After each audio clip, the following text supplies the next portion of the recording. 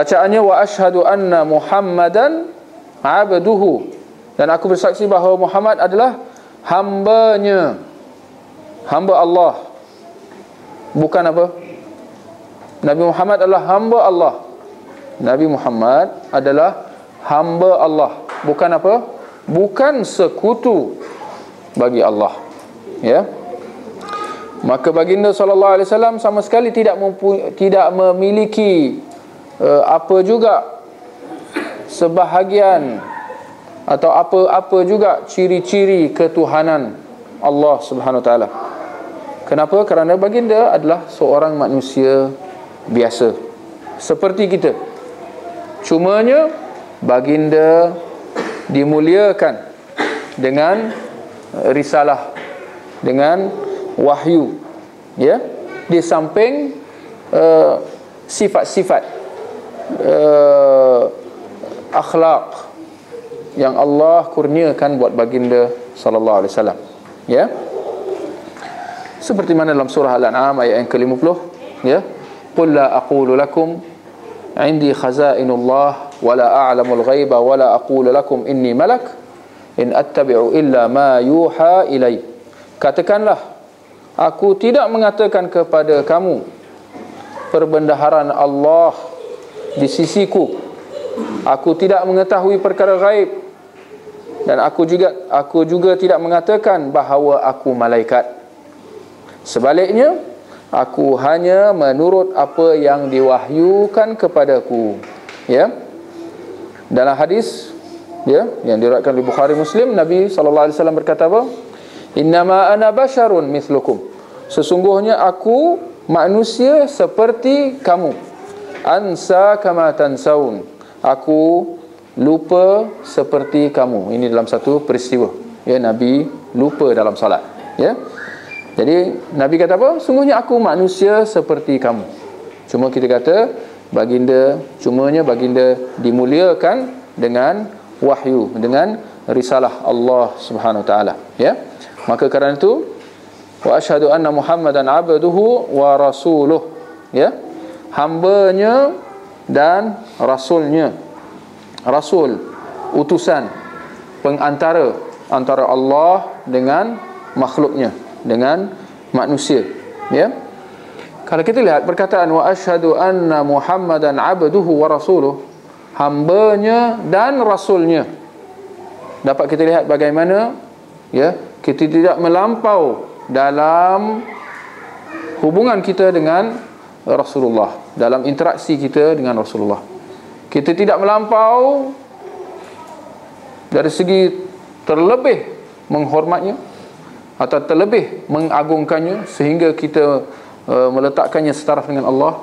Tapi dalam masa yang sama kita tidak menurunkan darjatnya dengan menghinanya.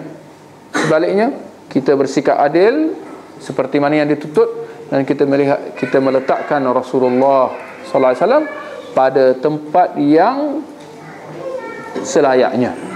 Apa dia? Hambanya dan rasulnya, ya. Cuma dalam interaksi manusia terhadap Rasulullah ada dua golongan yang telah menyimpang. Golongan yang bersikap melampau dalam dua keadaan yang berbeza. Golongan yang pertama yang bersikap melampau dalam mengagungkan Rasulullah sallallahu alaihi wasallam, di mana mereka memberikan sifat-sifat yang khas buat Allah kepada Rasulullah sallallahu alaihi wasallam atas dasar mengagungkan Rasulullah.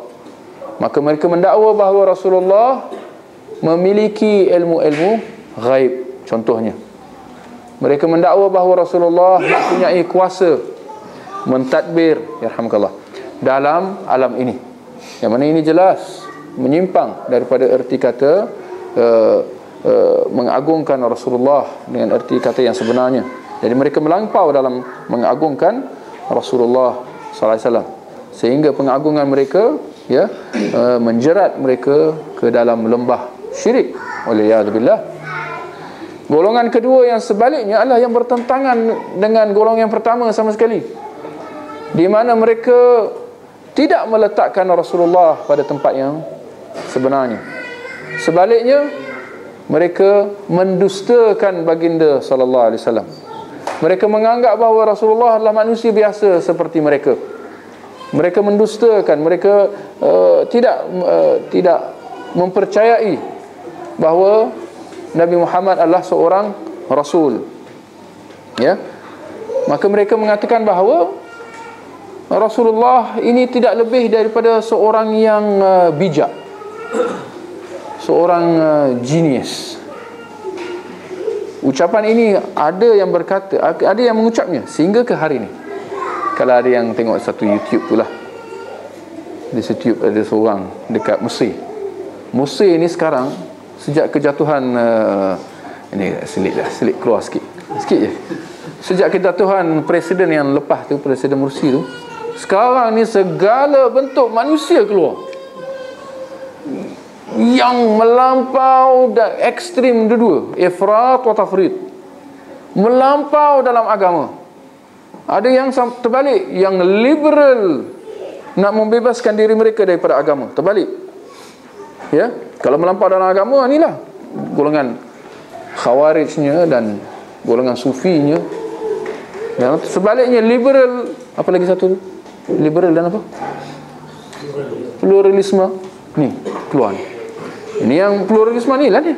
Yang yang liberalisme ni lah yang kata Rasulullah ni, hadis-hadis Rasulullah tu bukan wahyu, tapi ucapan seorang yang bijak.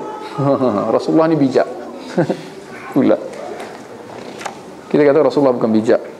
Rasulullah dipimpin oleh wahyu. Mana lagi hebat? Bijak apa? Ni otak. Tapi kebijaksanaan ni ada had dia. Adapun dipimpin oleh wahyu, ini confirm benar. Kalau kebijaksanaan ni adalah ijtihad, boleh jadi betul, boleh jadi salah, kan? Jadi kena faham tu.